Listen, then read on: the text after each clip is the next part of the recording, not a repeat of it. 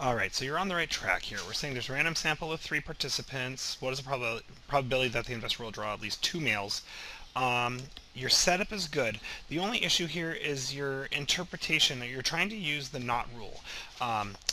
This problem is saying that they want you to find the probability that x, let me get out of red.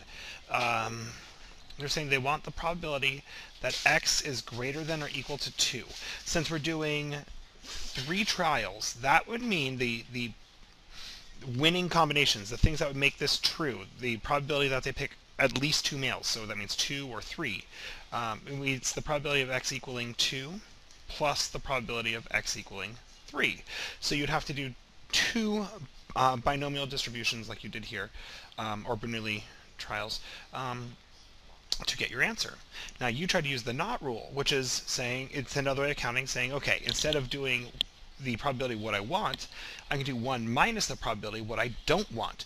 And you didn't quite do that right. If this is saying they want what's the probability of there being 2 or more, then the opposite would be what's the probability of there being x being less than or equal to 1, which would mean we want 1 minus the probability of x equaling 1 plus the probability of x equaling 0. So you can see in this case, it didn't save us any work by using the not rule. In fact, it just made things a little harder. It would be easier to count what we do want, since it's only 2 different probabilities to do, where the not rule is, again, 2 different probabilities to do, except we also have to do the 1 minus, so there's more things to goof up. So personally, I would not be using the not rule for this problem. I would be going with that. But everything else looks right on your setup, just that little step right there, how you use the not rule. Right here, it's not right. Ha ha ha.